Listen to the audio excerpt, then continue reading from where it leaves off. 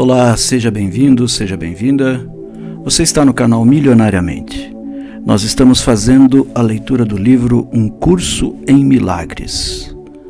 Vamos entrar agora no capítulo 9, a aceitação da expiação.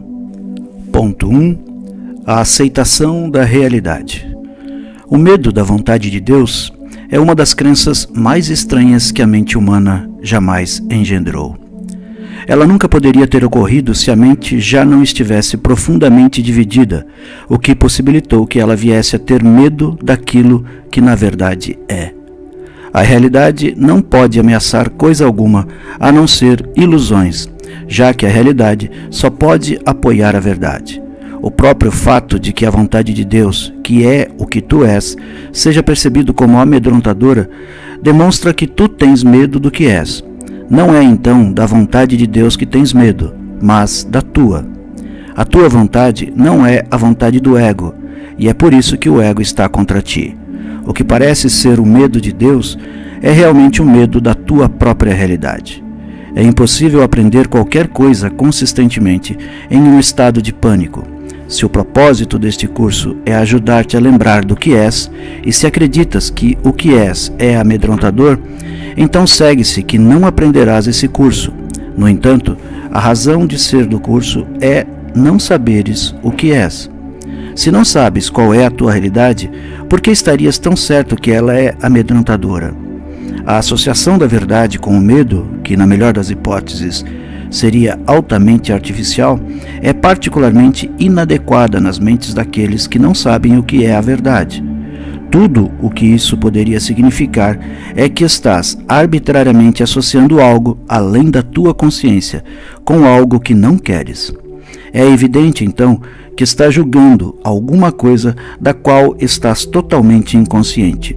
Estabeleceste esta estranha situação de forma que é impossível escapar sem um guia que conheça qual é a verdade. O propósito desse guia é apenas o de lembrar o que tu queres. Ele não está tentando forçar uma vontade alheia a ti. Apenas está fazendo todo o esforço possível, dentro dos limites que tu lhe impões, para restabelecer a tua própria vontade na tua consciência. Tu aprisionaste a tua vontade além da tua própria consciência, onde ela permanece, mas não pode ajudar-te.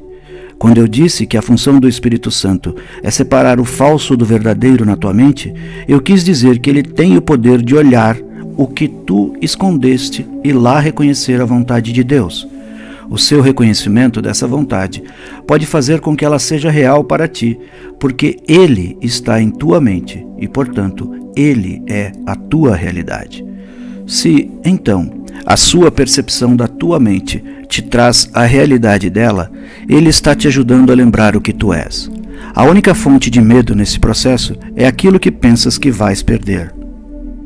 No entanto, só podes ter aquilo que o Espírito Santo vê. Eu já enfatizei muitas vezes que o Espírito Santo nunca irá te pedir que sacrifiques o que quer que seja. Mas, se tu pedes o sacrifício da realidade de ti mesmo, o Espírito Santo tem que lembrar-te que essa não é a vontade de Deus, porque não é a tua. Não existe nenhuma diferença entre a vontade de Deus e a tua. Se tu não tivesses uma mente dividida, reconhecerias que o exercício da vontade é a salvação, porque é comunicação. É impossível comunicar-se em línguas diferentes. Tu e o teu Criador podem comunicar-se através da criação, porque essa, e somente essa, é a vossa vontade conjunta. Uma mente dividida não pode se comunicar, porque fala em nome de coisas diferentes à mesma mente. Com isso, perde-se a capacidade de comunicação, simplesmente porque a comunicação confusa não significa coisa alguma. Não se pode comunicar uma mensagem a menos que ela faça sentido. Quão razoáveis podem ser as tuas mensagens quando tu pedes o que não queres? No entanto, enquanto tiveres medo da tua vontade, é precisamente isso o que estás pedindo. Tu podes insistir, dizendo que o Espírito Santo não te responde, mas seria mais sábio considerares o tipo de questionador que és. Tu não pedes apenas o que queres. Isso é assim porque tens medo de que possas recebê-lo, o que de fato aconteceria. É por isso que persistes pedindo ao professor que não tem possibilidade de te dar o que queres. Com ele, nunca poderá aprender o que queres, e isso te dá a ilusão de segurança. No entanto, não podes ser protegido da verdade, mas apenas na verdade. A realidade é a única esperança. A tua vontade é a tua salvação, porque é a mesma de Deus. A separação nada mais é do que a crença em que é diferente. Nenhuma mente certa pode acreditar que a sua vontade é mais forte do que a de Deus. Então, se uma mente acredita que a sua vontade é diferente da de Deus, ela só pode decidir que Deus não existe ou que a vontade de Deus é amedrontadora. O primeiro é o caso do ateu e o segundo, o do mártir, que acredita que exige sacrifícios. Qualquer uma dessas decisões insanas induzirá ao pânico, porque o ateu acredita que está sozinho e o mártir acredita que Deus o está crucificando. No entanto, ninguém realmente quer abandono ou vingança, mesmo que muitos possam buscar os dois. É possível pedires ao Espírito Santo dádivas tais como essas e esperar recebê-las de fato? Ele não pode te dar aquilo que não queres. Quando pedes ao doador universal aquilo que não queres, tu estás pedindo aquilo que não pode ser dado, porque nunca foi criado. Nunca foi criado porque nunca foi a tua vontade para ti. Em última instância, todos têm que se lembrar da vontade de Deus, porque, em última instância, todos têm que reconhecer a si mesmos. Esse reconhecimento é o reconhecimento de que a vontade deles e a de Deus são uma só. Na presença da verdade, não existem descrentes nem sacrifícios. Na segurança da realidade, o medo é totalmente sem significado. Negar o que é só pode parecer amedrontador. O medo não pode ser real sem uma causa, e Deus é a única causa. Deus é amor, e tu o que queres. Essa é a tua vontade. Pede isso e serás respondido, porque só estarás pedindo aquilo que te pertence. Quando pedes ao Espírito Santo o que iria ferir-te, ele não pode responder, porque nada pode ferir-te, e assim estás pedindo o nada. Qualquer desejo que brote do ego é um desejo pelo nada, e pedir isso não é um pedido. É meramente uma negação na forma de um pedido. O Espírito Santo não está preocupado com a forma, estando ciente apenas do significado. O ego não pode pedir coisa alguma ao Espírito Santo, pois há um completo fracasso de comunicação entre eles. No entanto, tu podes pedir tudo ao Espírito Santo, porque os teus pedidos são reais para ele, vindos da tua mente certa. Iria o Espírito Santo negar a vontade de Deus? E poderia ele falhar em reconhecê-la no seu filho? Tu não reconheces o enorme desperdício de energia que gastas negando a verdade. O que dirias de alguém que persistisse tentando o impossível, acreditando que conseguir o impossível é ter sucesso? A crença em que tens que ter o impossível para seres feliz está totalmente em desacordo com o princípio da criação. A vontade de Deus não poderia ser que a felicidade dependesse daquilo que nunca poderias ter. O fato de que Deus é amor não requer crença, mas requer aceitação. É possível que negues fatos, embora seja impossível para ti mudá-los.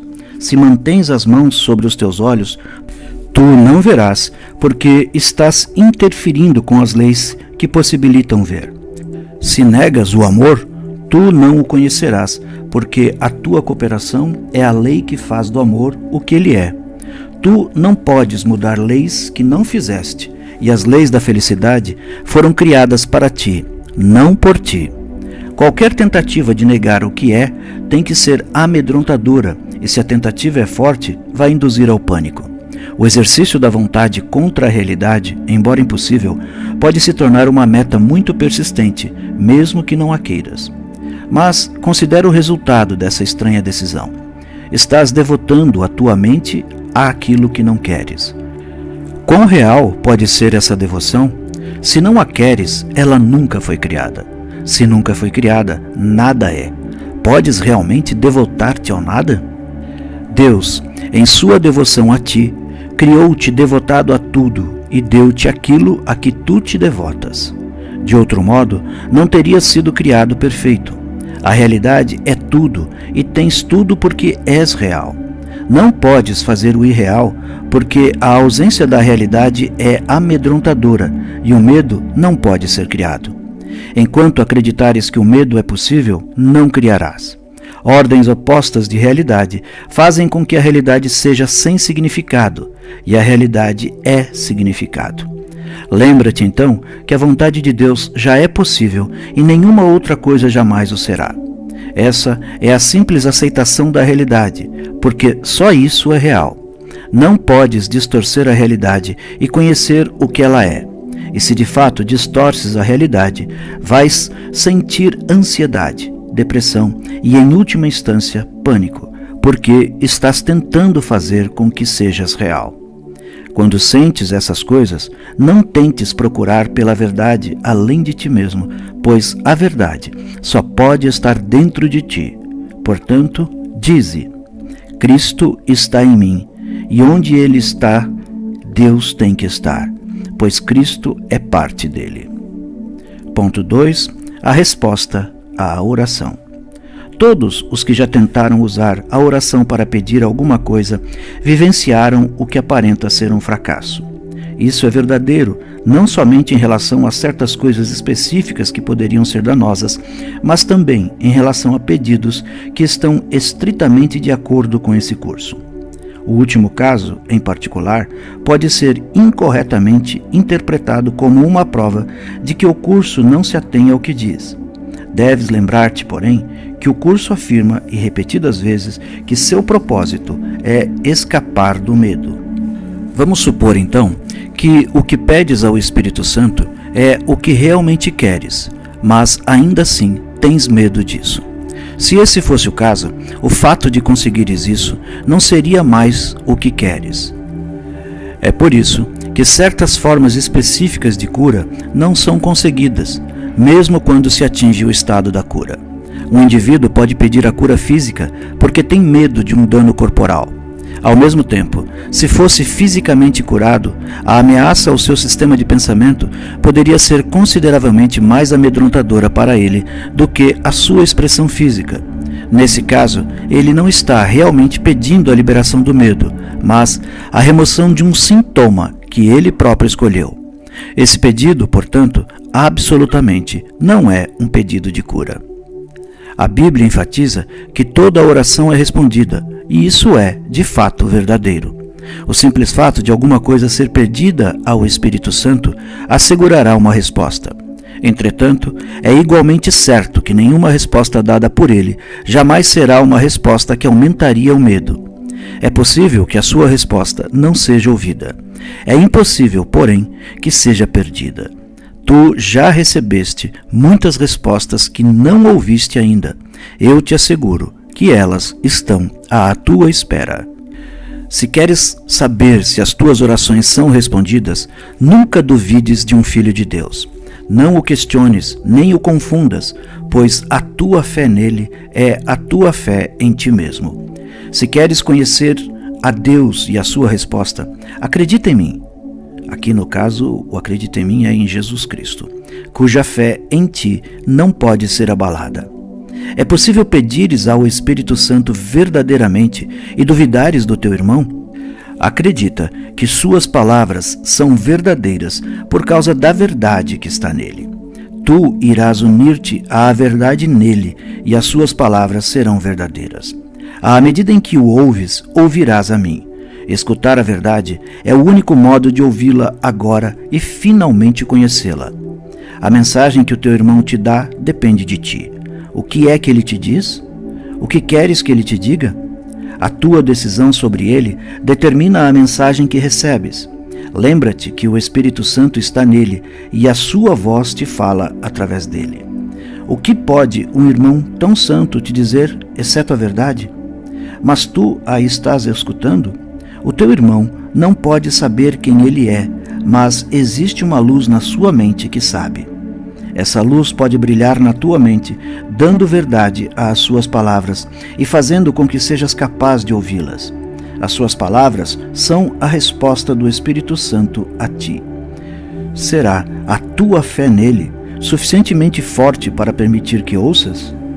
Tu não podes orar só para ti mesmo, assim como não podes achar alegria somente para ti. A oração é a reafirmação da inclusão dirigida pelo Espírito Santo sob as leis de Deus. A salvação é do teu irmão.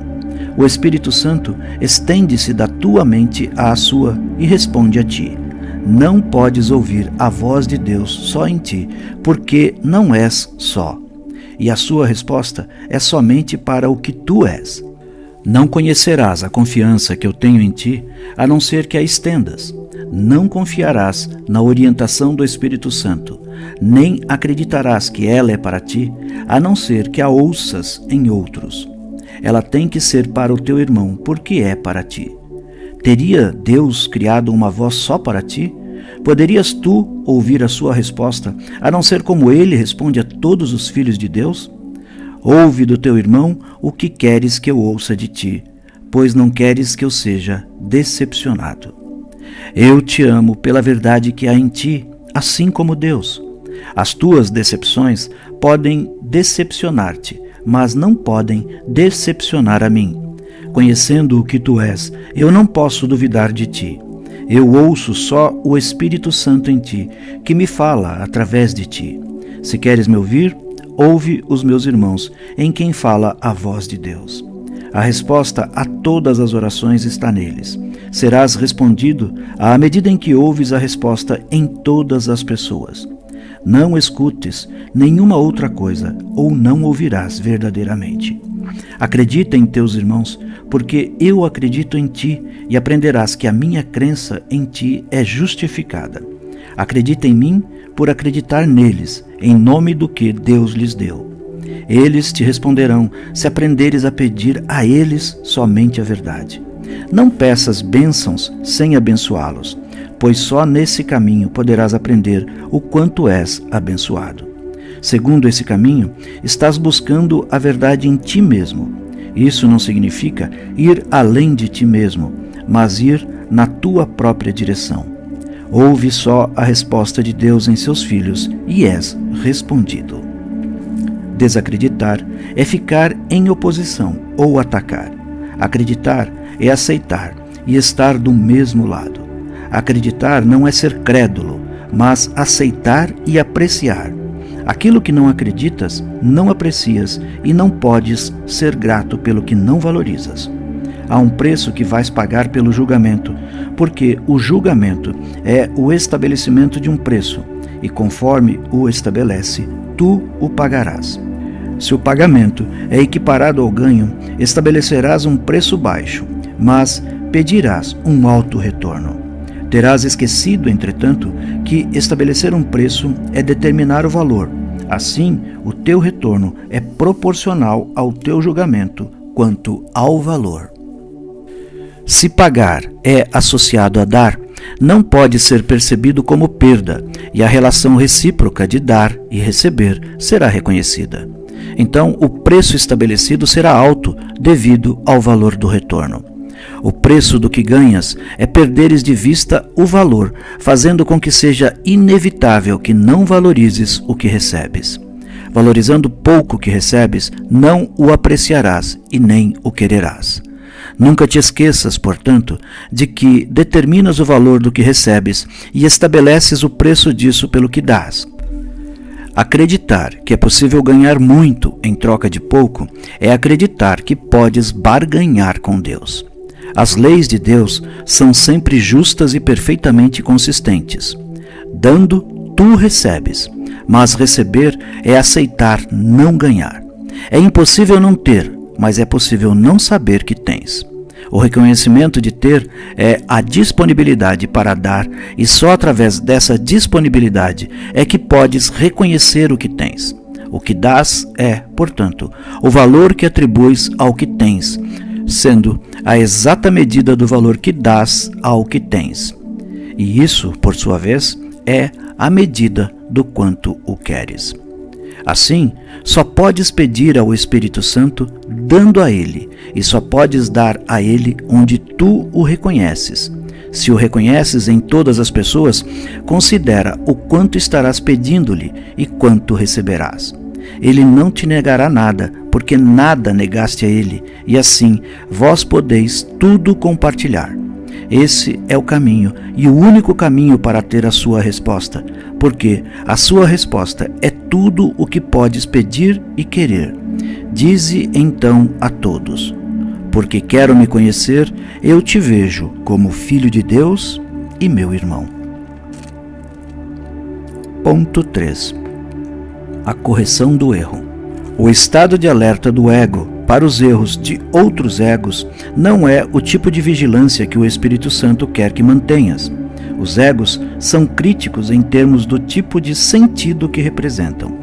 Compreendem esse tipo de sentido porque faz sentido para eles. Para o Espírito Santo, não faz sentido algum. Para o ego, é benigno, certo e bom apontar erros e corrigi-los.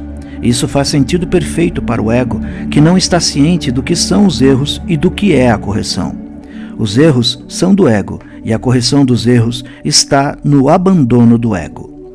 Quando corriges um irmão, tu estás lhe dizendo que ele está errado. Ele pode não estar fazendo sentido nessa ocasião, e é certo que se estiver falando a partir do ego, não estará fazendo sentido. Ainda assim, a tua tarefa é dizer-lhe que ele está certo. Tu não lhe dizes isso verbalmente, se ele estiver falando tolices. Ele necessita de uma correção em outro nível, porque seu erro está em outro nível. Ainda assim, ele está certo porque é um filho de Deus. O seu ego está sempre errado, não importa o que diga ou faça. Se apontas os erros do ego do teu irmão, tem que estar vendo através dos teus, porque o Espírito Santo não percebe os seus erros. Isso não pode deixar de ser verdadeiro, uma vez que não existe comunicação entre o ego e o Espírito Santo. O ego não faz nenhum sentido e o Espírito Santo não tenta compreender nada que surja dele. Uma vez que ele não o compreende, ele não o julga, sabendo que nada do que o ego faz significa coisa alguma. Quando reages de qualquer modo que seja a erros, não estás escutando o Espírito Santo. Ele meramente os ignorou, e se prestas atenção a eles, não o estás ouvindo. Se não o ouves, estás escutando o teu ego e estás fazendo tão pouco sentido quanto aquele irmão, cujo erros tu percebes. Isso não pode ser correção. No entanto, é mais do que apenas uma falta de correção para ele. É abrir mão da correção em ti mesmo. Quando um irmão se comporta de maneira insana, só podes curá-lo percebendo nele a sanidade. Se percebes os seus erros e os aceitas, estás aceitando os teus próprios. Se queres entregar os teus ao Espírito Santo, tens que fazer o mesmo com os dele. A não ser que essa venha a ser a única forma de lidares com todos os erros, não poderás compreender como todos os erros são desfeitos. Há alguma diferença entre dizer-te que o que ensinas tu aprendes e isso? O teu irmão está tão certo quanto tu estás, e se pensas que ele está errado, estás condenando a ti mesmo. Tu não podes corrigir a ti mesmo. É possível então corrigires um outro? No entanto, podes vê-lo verdadeiramente, porque é possível para ti ver a ti mesmo verdadeiramente. Não depende de ti mudar o teu irmão, mas meramente aceitá-lo como é. Os seus erros não vêm da verdade que está nele, e só essa verdade é sua. Os seus erros não podem mudar isso e não podem ter qualquer efeito sobre a verdade em ti. Perceber erros em qualquer pessoa e reagir a eles como se fossem reais é fazer com que sejam reais para ti. Não vais escapar de pagar o preço disso, não porque estás sendo punido por isso, mas porque estás seguindo o guia errado e, portanto, perderás o teu caminho. Os erros do teu irmão não são dele, assim como os teus não são teus. Aceita os seus erros como reais e terás atacado a ti mesmo. Se queres achar o teu caminho e mantê-lo, vê só a verdade ao teu lado, pois vós caminhais juntos. O Espírito Santo em ti perdoa todas as coisas em ti e no teu irmão. Os teus erros são perdoados junto com os teus. A expiação não é mais separada do que o amor. A expiação não pode ser separada porque vem do amor. Qualquer tentativa que faças para corrigir um irmão significa que acreditas que a correção é possível através de ti, e isso só pode ser arrogância do ego. A correção é de Deus, que não conhece arrogância. O Espírito Santo tudo perdoa porque Deus tudo criou. Não assumas a sua função ou esquecerás a tua. Aceita só a função de curar no tempo, porque é para isso que o tempo serve. Deus te deu a função de criar na eternidade. Tu não precisas aprender isso, mas precisas aprender a querer isso. Para tal, foi feito todo o aprendizado. Esse é o uso que o Espírito Santo faz de uma capacidade que não precisas, mas fizeste. Dá a ele essa capacidade. Tu não compreendes como usá-la. Ele te ensinará como ver a ti mesmo sem condenação, por aprenderes a olhar todas as coisas sem ela. A condenação, então, não será real para ti e todos os teus erros serão perdoados. Ponto 4. O plano de perdão do Espírito Santo. A expiação é para todos, porque é o caminho para desfazer a crença em que qualquer coisa seja só para ti. Perdoar é não ver. Olha, portanto, para o que está além do erro, e não permitas que a tua percepção pare nele, pois vais acreditar naquilo que a tua percepção demonstra. Aceita como verdadeiro só o que o teu irmão é, se queres conhecer a ti mesmo. Percebendo o que ele não é, não serás capaz de conhecer o que tu és, porque o verás falsamente. Lembra-te sempre que a tua identidade é compartilhada e que o seu compartilhar é a sua realidade. Tu tens um papel a desempenhar na expiação, mas o plano da expiação está além de ti. Não compreendes como não ver os erros ou não os farias. Acreditar que não os fizeste ou que podes corrigi-los sem um guia para a correção seria meramente persistir no erro. E se não segues esse guia, teus erros não serão corrigidos. O plano não é teu devido às tuas ideias limitadas a respeito do que és. É desse senso de limitação que surgem todos os erros. O caminho para desfazê-los, portanto, não vem de ti, mas é para ti. A expiação é uma lição em compartilhar, que te é dado porque tu esqueceste como fazê-lo. O Espírito Santo apenas lembra-te o uso natural das tuas capacidades, reinterpretando a capacidade de atacar em capacidade de compartilhar. Ele traz tudo aquilo que fizeste no que Deus criou. Se queres realizar isso através dele, não podes olhar para as tuas capacidades através dos olhos do ego, pois irás julgá-las como ele as julga. Todo o poder que elas têm para causar dano está no julgamento do ego. Toda a sua utilidade está no julgamento do Espírito Santo. O ego também tem um plano de perdão, porque estás pedindo um plano, embora não o estejas pedindo ao professor certo. O plano do ego, é claro, não faz sentido e não funcionará. Seguindo o seu plano, simplesmente irás colocar-te em uma situação impossível para a qual o ego sempre te conduz. O plano do ego é fazer com que vejas, em primeiro lugar, o erro com clareza e depois não o vejas. Mas é possível não veres aquilo que fizestes com que fosse real? Vendo-o com clareza, tu fizeste com que fosse real e não podes deixar de vê-lo. É aqui que o ego é forçado a apelar para mistérios, insistindo que precisas aceitar o que não tem significado para salvar-te. Muitos tentaram fazer isso em meu nome, esquecendo que as minhas palavras fazem sentido perfeito porque vêm de Deus. Elas têm tanto sentido agora como sempre tiveram, porque falam de ideias que são eternas. O perdão, que é aprendido através de mim, não usa o medo para desfazer o medo, nem faz com que o real seja irreal para depois destruí-lo. O perdão, através do Espírito Santo, simplesmente está em olhar além do erro desde o início, mantendo-o assim irreal para ti. Não permitas que qualquer crença na realidade do erro penetre em tua mente, ou também irás acreditar que tens que desfazer o que fizeste de modo a seres perdoado. O que não tem efeito não existe, e para o Espírito Santo, os efeitos do erro são inexistentes.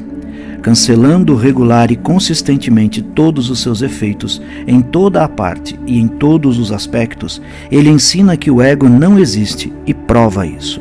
Segue, então, o ensinamento de perdão do Espírito Santo, porque o perdão é a sua função, e ele conhece como desempenhá-la perfeitamente. Foi isso o que eu quis dizer quando disse que os milagres são naturais, e quando não ocorrem, algo de errado aconteceu. Milagres são meramente o sinal da tua disponibilidade em seguir o plano da salvação do Espírito Santo, reconhecendo que tu não compreendes o que ele é. O seu trabalho não é função tua, e a não ser que aceites isso, não poderás aprender qual é a tua função. A confusão de funções é tão típica do ego que deverias estar bastante familiarizado com ela a essa altura. O ego acredita que todas as funções lhe pertencem, mesmo que não tenha nenhuma ideia do que sejam. Isso é mais do que mera confusão. É uma combinação particularmente perigosa de grandiosidade e confusão que faz com que o ego, provavelmente, seja capaz de atacar qualquer pessoa e qualquer coisa sem nenhuma razão. Isso é exatamente o que o ego faz. Ele é imprevisível em suas respostas, porque não tem nenhuma ideia do que percebe. Se não tens a mínima ideia do que está acontecendo, quão adequadamente podes esperar reagir? Poderias perguntar a ti mesmo, sem levar em consideração como interpretarias a reação, se tal imprevisibilidade coloca o ego em uma posição sólida como teu guia. Deixa-me repetir que as qualificações do ego enquanto guia são singularmente infelizes e, como professor da salvação, ele é uma escolha por demais pobre. Qualquer um que escolha um guia totalmente insano tem que ser ele próprio totalmente insano. E nem é verdadeiro que tu não reconheças que o guia é insano. Reconheces porque eu reconheço e tu o julgaste pelos mesmos padrões que eu. O ego literalmente vive de tempo tomado de empréstimo e seus dias estão contados. Não tenhas medo do julgamento final, mas dá boas-vindas a ele e não o esperes, pois o tempo do ego é tomado de empréstimo da tua eternidade. Essa é a segunda vinda que foi feita para ti, assim como a primeira foi criada. A segunda vinda é meramente o retorno do sentido. É possível que isso seja amedrontador? O que pode ser amedrontador, além de fantasias, e quem se volta para fantasias, a não ser aquele que se desespera por não achar satisfação na realidade? Entretanto, é certo que nunca irás achar satisfação em fantasias, de modo que a tua única esperança é mudar a tua mente acerca da realidade. Só se a decisão de que a realidade é amedrontadora estiver errada, é que Deus pode estar certo.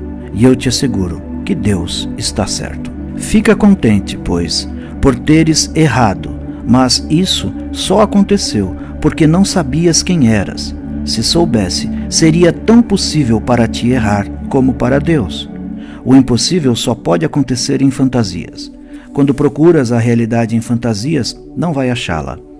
Os símbolos da fantasia são do ego e desses acharás muitos. Mas não olhes para eles em busca de significado. Eles não têm mais significado do que as fantasias de que são tecidos. Os contos de fadas podem ser agradáveis ou amedrontadores, mas ninguém os considera verdadeiros. As crianças podem acreditar neles e assim, por algum tempo, esses contos são verdadeiros para elas. Entretanto, quando a realidade desponta, as fantasias se vão.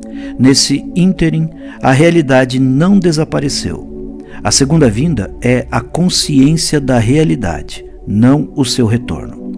Olha, minha criança, a realidade está aqui. Ela pertence a ti e a mim e a Deus. e é perfeitamente satisfatória para todos nós.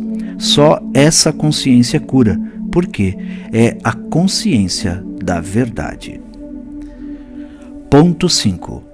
O curador não curado. O plano do ego para o perdão é muito mais usado do que o de Deus. Isso é assim porque é empreendido por curadores não curados e é, portanto, do ego. Vamos considerar agora, com mais detalhes, o curador não curado. Por definição, ele está tentando dar o que não recebeu. Se é um teólogo, por exemplo, ele pode partir da premissa: eu sou um miserável pecador, assim como tu. Se é um psicoterapeuta, é mais provável que parta da crença igualmente inacreditável em que o ataque é real para ambos, ele próprio e o paciente, mas que não importa para nenhum dos dois. Eu disse repetidamente que as crenças do ego não podem ser compartilhadas e, por isso, são irreais. Como é possível, então, que descobri-las possa fazer com que sejam reais? Todo curador que procura fantasias para que venham a ser a verdade necessariamente não está curado, porque não sabe onde procurar a verdade e, por conseguinte, não tem a resposta para os problemas da cura. Há uma vantagem em trazer à consciência os pesadelos, mas somente para ensinar que eles não são reais e que qualquer coisa que contenham não tem significado. O curador não curado não pode fazer isso porque não acredita nisso. Todos os curadores não curados têm que seguir o plano do ego para o perdão de uma forma ou de outra. Se são teólogos, provavelmente condenam a si mesmos, ensinam a condenação e advogam uma solução amedrontadora. Projetando a condenação sobre Deus, eles o fazem parecer vingativo e têm medo da sua punição. O que fizeram foi apenas identificar-se com o ego e, ao perceber o que ele faz, condenam a si mesmos devido a essa confusão. É compreensível que tenha havido revoltas contra esse conceito, mas revoltar-se contra ele ainda é acreditar nele. Algumas das formas mais novas do plano do ego são tão inúteis quanto as antigas, porque a forma não importa e o conteúdo não foi mudado. Em uma das formas mais novas, por exemplo, um psicoterapeuta pode interpretar os símbolos do ego em um pesadelo e então usá-los para provar que o pesadelo é real. Tendo feito com que seja real, ele então tenta desfazer os seus efeitos, depreciando a importância do sonhador. Esse seria um enfoque de cura se o sonhador também fosse identificado como irreal. Entretanto, se o sonhador é equiparado à mente, o poder corretivo da mente através do Espírito Santo é negado. Isso é uma contradição, mesmo nos termos do ego. Contradição essa que até o ego, na sua confusão, usualmente nota. Se o caminho para neutralizar o medo é reduzir a importância da mente, como pode isso construir a força do ego? Tais inconsistências evidentes são a razão porque ninguém realmente explicou o que acontece na psicoterapia. Nada realmente acontece. Nada de real aconteceu com o curador não curado, e ele tem que aprender com o seu próprio ensino. Seu ego sempre buscará ganhar alguma coisa da situação. O curador não curado, portanto, não sabe como dar e, consequentemente, não pode compartilhar. Ele não pode corrigir porque não está trabalhando de modo a corrigir. Acredita que depende dele ensinar ao paciente o que é real, embora ele próprio não o saiba. O que deveria acontecer então? Quando Deus disse, haja luz, houve luz. É possível achares a luz analisando a escuridão, como faz o psicoterapeuta ou como o teólogo, reconhecendo a escuridão em ti mesmo e procurando uma luz distante para removê-la, enfatizando a distância durante todo o tempo? A cura não é misteriosa. Nada vai mudar a não ser que seja compreendido, já que a luz é compreensão. Um miserável pecador não pode ser curado sem mágica e nem pode uma mente sem importância estimar-se sem mágica. Assim sendo, ambas as formas de abordagem do ego têm necessariamente que desembocar em um impasse, a característica situação impossível à qual o ego sempre conduz. É possível ajudar alguém apontando a direção que ele está seguindo, mas o sentido se perde, a menos que ele também seja ajudado a mudar de direção. O curador não curado não pode fazer isso para ele, pois não pode fazê-lo para si. A única contribuição significativa que o curador pode fazer é apresentar um exemplo de alguém cuja direção foi mudada para ele e que não mais acredite em pesadelos de espécie alguma. A luz na mente dele irá então responder ao questionador, que tem que decidir com Deus que existe luz porque ele a vê. E através do reconhecimento dele, o curador sabe que ela existe. É assim que, em última instância, a percepção é traduzida em conhecimento. O trabalhador de milagres começa percebendo a luz e traduz a sua percepção em certeza por estendê-la continuamente e aceitar o reconhecimento dela. Seus efeitos lhe asseguram que ela existe. Um terapeuta não cura, ele permite que a cura seja. Ele pode apontar a escuridão, mas não pode, por si mesmo, trazer a luz, pois a luz não é dele. Entretanto, sendo para ele, ela tem que ser também para o seu paciente. O Espírito Santo é o único terapeuta. Ele faz com que a cura seja clara em qualquer situação na qual ele seja o guia. Tu só podes permitir que ele cumpra a sua função. Ele não precisa de ajuda para isso. Ele dir-te-á exatamente o que fazer para ajudar qualquer pessoa que ele te envie em busca da ajuda e falará a ela através de ti, se não interferires. Lembra-te de que escolhes o guia para ajudar e a escolha errada não ajudará. Mas lembra-te também de que a escolha certa vai te ajudar. Confia nele, pois ajudar é a sua função e ele é de Deus. À medida que desperta outras mentes para o Espírito Santo através dele e não de ti, vais compreender que não estás obedecendo às leis desse mundo. Mas as leis que estás obedecendo funcionam. Bom é aquilo que funciona. É uma afirmação sólida, porém insuficiente. Só o que é bom pode funcionar. Nenhuma outra coisa funciona em absoluto. Esse curso oferece uma situação de aprendizado muito direta e muito simples e provê o guia que te diz o que fazer. Se o fizeres, verás que funciona. Seus resultados são mais convincentes do que as suas palavras. Eles te convencerão de que as palavras são verdadeiras. Seguindo o guia certo, aprenderás a mais simples de todas as lições.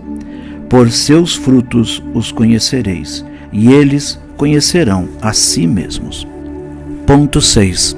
A aceitação do teu irmão. Como é que podes ser cada vez mais consciente do Espírito Santo em ti mesmo, a não ser através dos seus efeitos? Não podes vê-lo com os teus olhos, nem ouvi-lo com os teus ouvidos. Então, como podes percebê-lo? Se inspiras alegria e os outros reagem a ti com alegria, mesmo que não estejas vivenciando alegria em ti mesmo, tem que haver alguma coisa em ti que é capaz de produzi-la.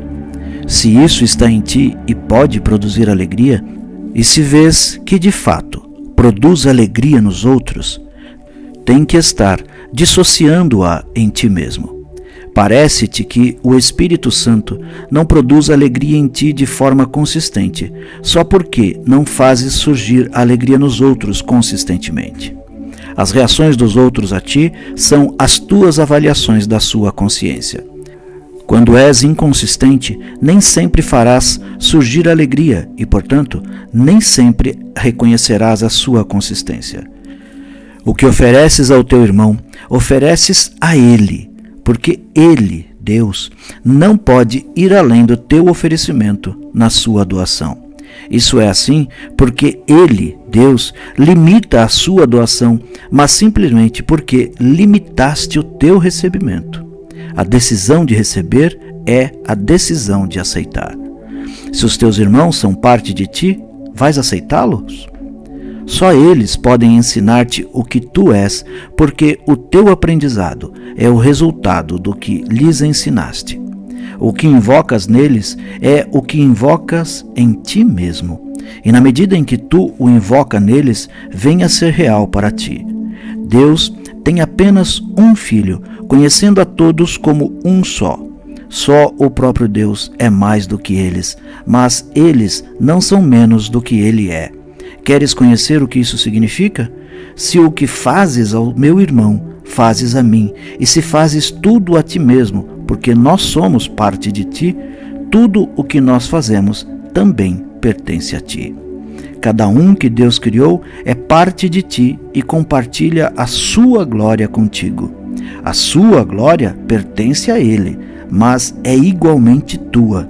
Tu não podes, portanto, ser menos glorioso do que ele. Deus é mais do que tu és somente porque ele te criou, mas nem isso ele quer impedir a ti. Portanto, podes criar assim como ele o fez, e a tua dissociação não vai alterar isso. Nem a luz de Deus, nem a tua serão atenuadas pelo fato de não veres. Porque a filiação tem que criar como um só. Tu te lembras da criação sempre que reconheces parte da criação. Cada parte que lembras soma-se à tua integridade, porque cada parte é íntegra.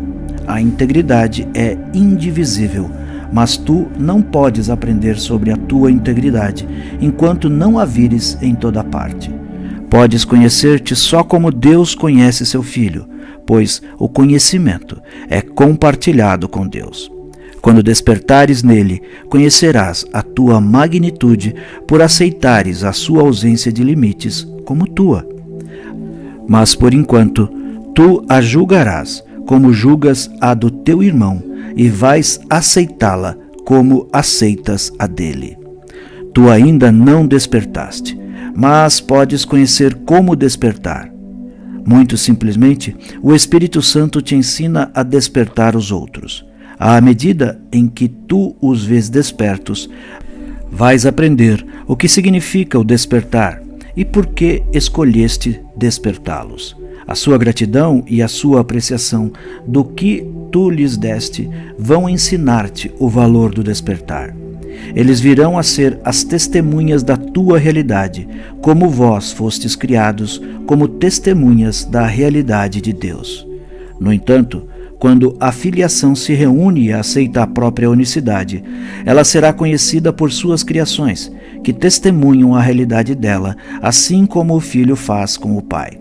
Milagres não têm lugar na eternidade, porque são reparadores. Entretanto, enquanto ainda tens necessidade de cura, os teus milagres são as únicas testemunhas da tua realidade que podes reconhecer.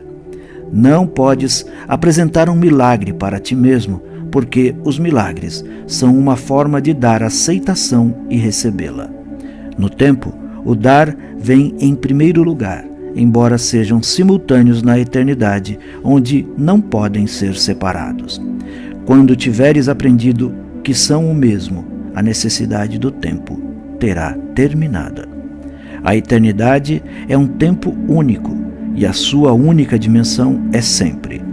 Isso nada pode significar para ti, enquanto não te lembrares dos braços abertos de Deus e finalmente conheceres a sua mente aberta. Como Ele, tu és sempre, em tua mente e com uma mente como a sua. Na tua mente aberta, as tuas criações estão em comunicação perfeita, nascida da perfeita compreensão.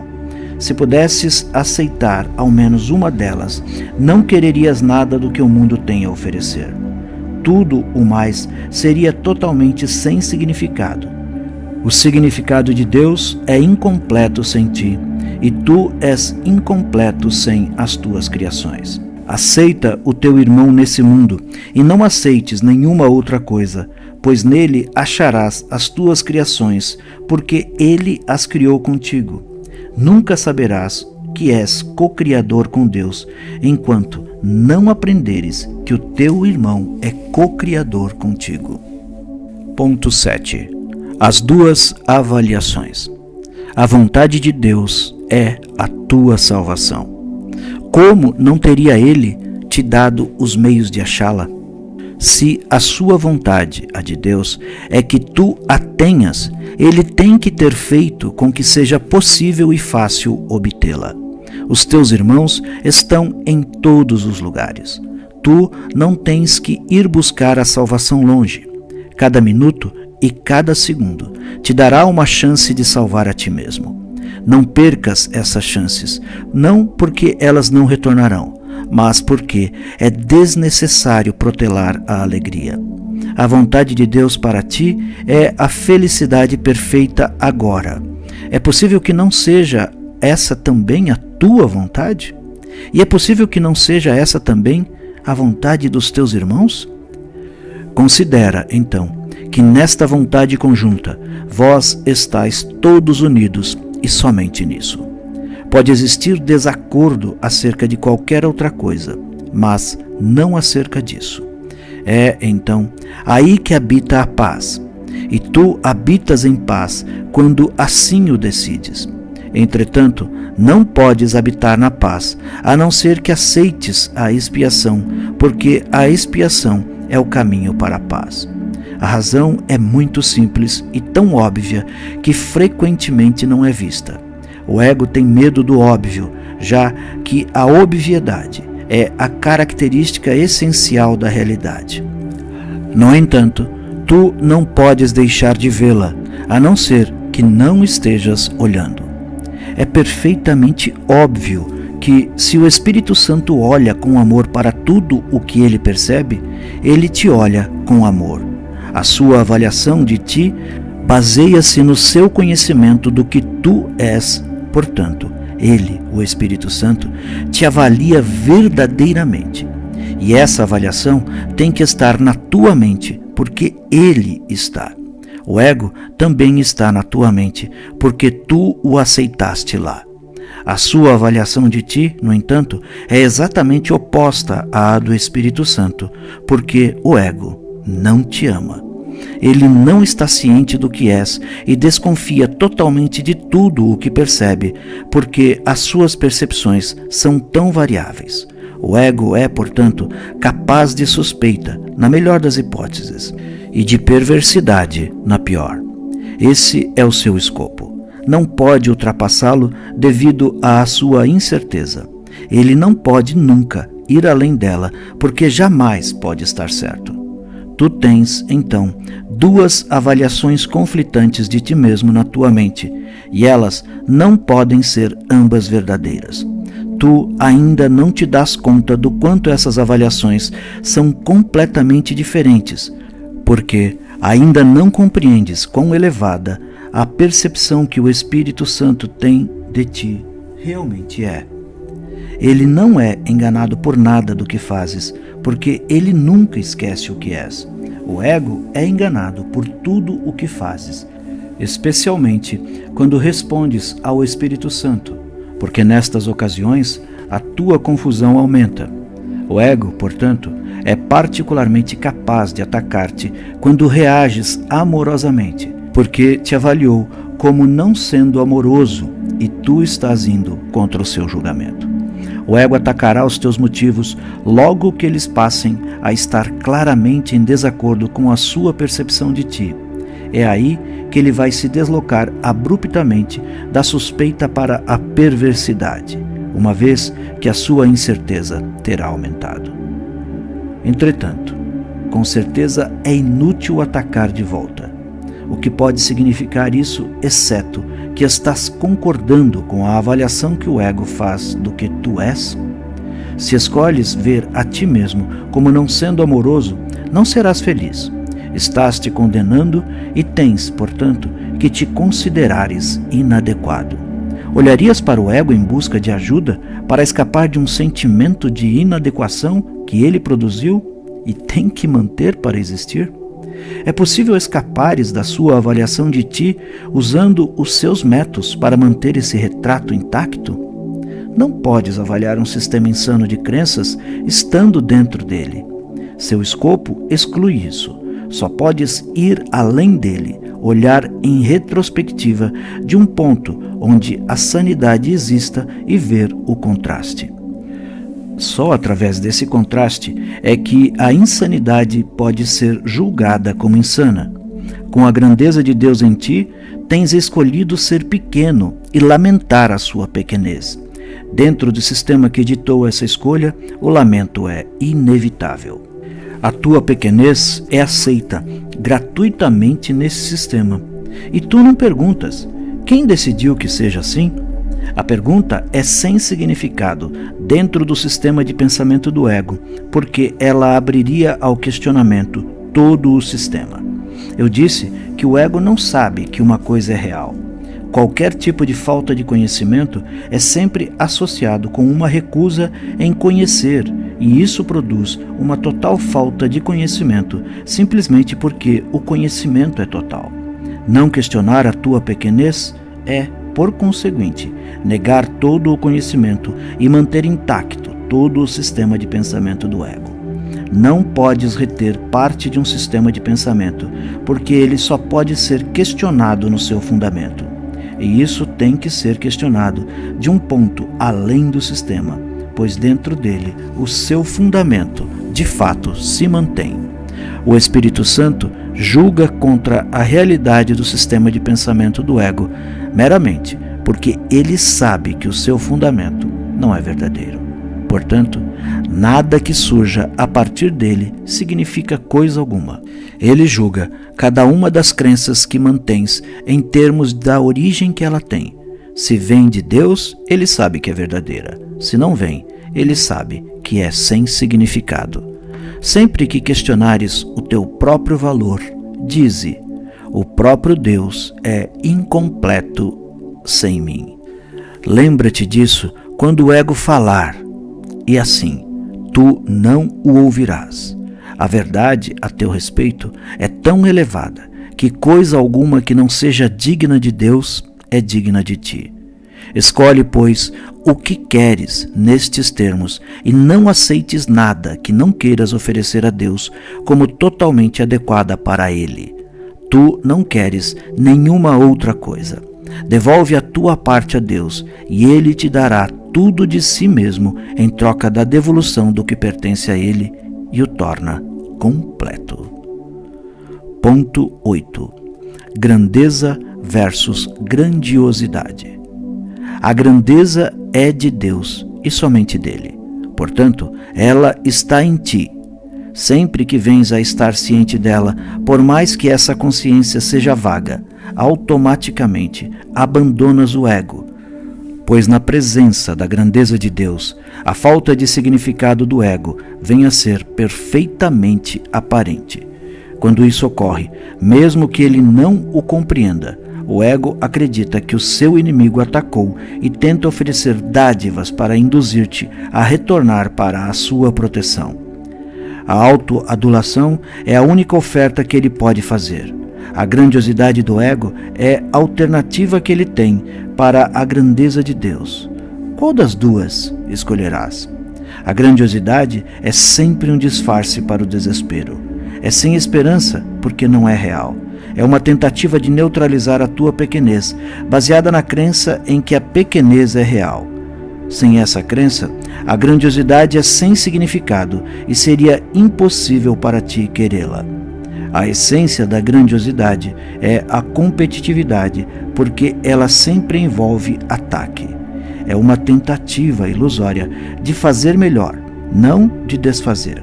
Dissemos anteriormente que o ego vacila entre a suspeita e a perversidade. Ele permanece suspeitando enquanto tu te desesperas, e passa para a maldade quando decides não tolerar o autoconhecimento e procurar alívio. Então, ele te oferece a ilusão do ataque como uma solução.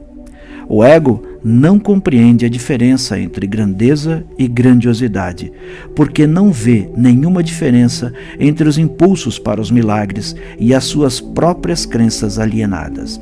Eu te disse que o ego está ciente da ameaça à sua existência, mas não faz distinção entre esses dois tipos muito diferentes de ameaça. Seu profundo senso de vulnerabilidade torna-o incapaz de julgar, exceto em termos de ataque.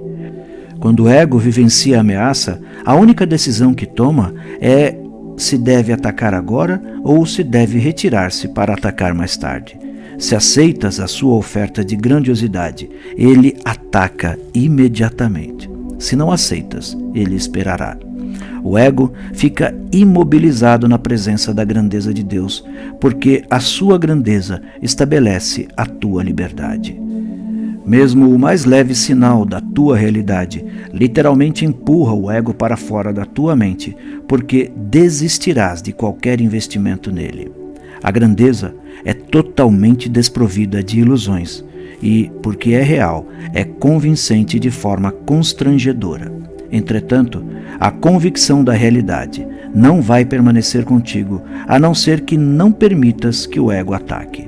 O ego fará todos os esforços para recuperar e mobilizar as suas energias contra a tua liberação.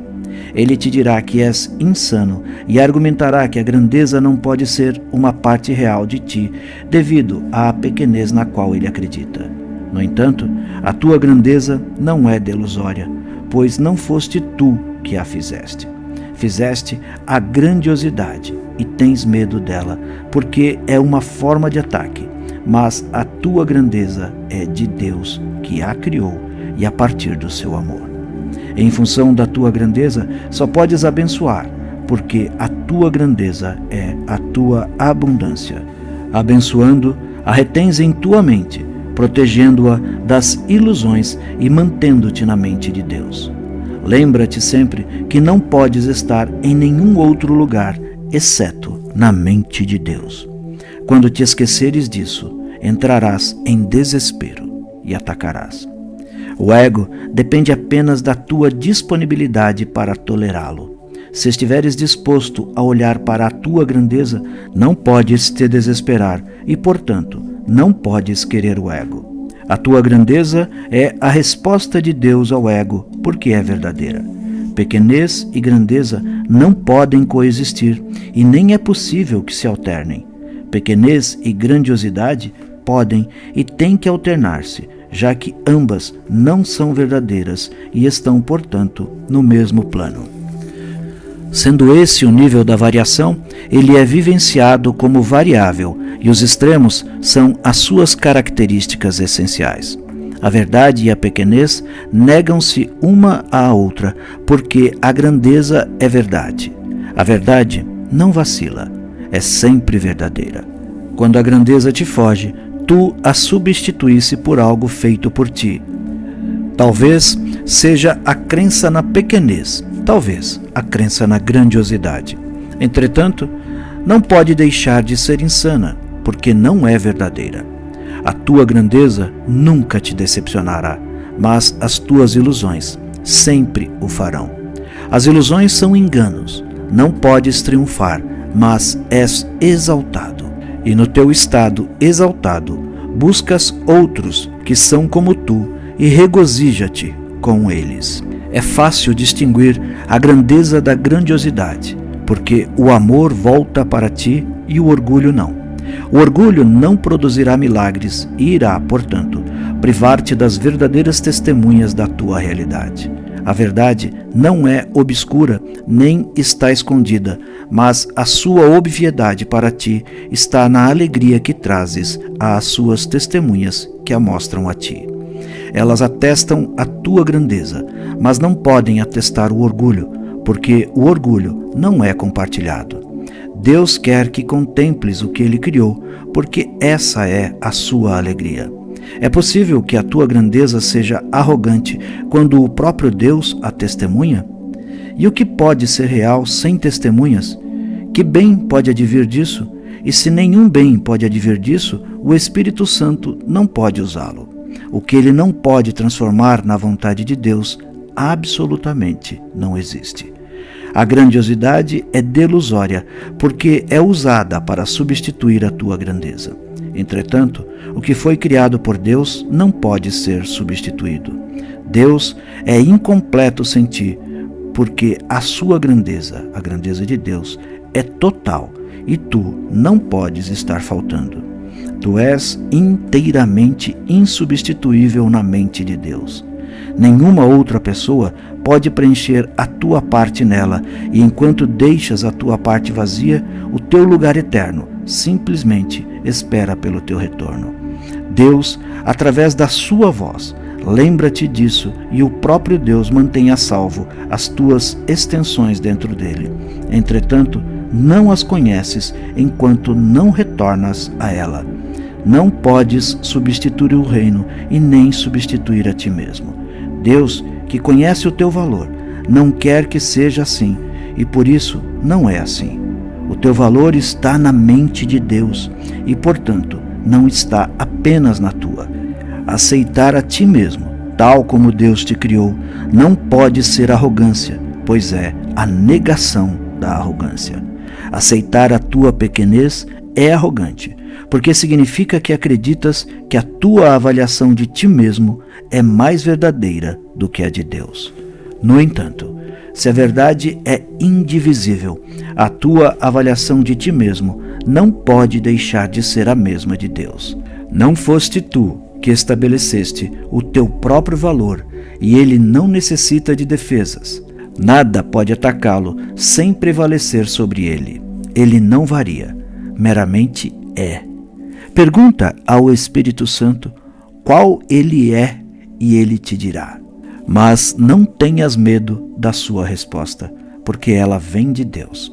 É uma resposta exaltada devido à sua fonte, mas a fonte é verdadeira assim como a sua resposta.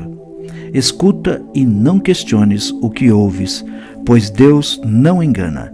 Ele quer que substituas a crença do ego na pequenez pela sua própria resposta exaltada quanto ao que tu és, de modo que possas parar de questioná-la e a conheças assim como é. Finalizamos assim a leitura do capítulo 9. No próximo vídeo entraremos no capítulo 10 com essa profundidade. De verdade, eu espero que esteja sendo útil para você no seu cotidiano. Agradeço a sua presença aqui no canal e desejo que a luz do Cristo se mantenha ativa e presente em sua vida todos os dias.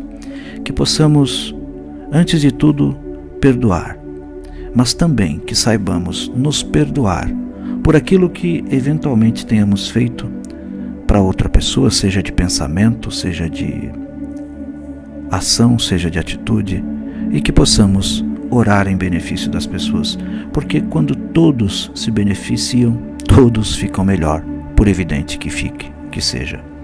Paz profunda e até o nosso próximo encontro.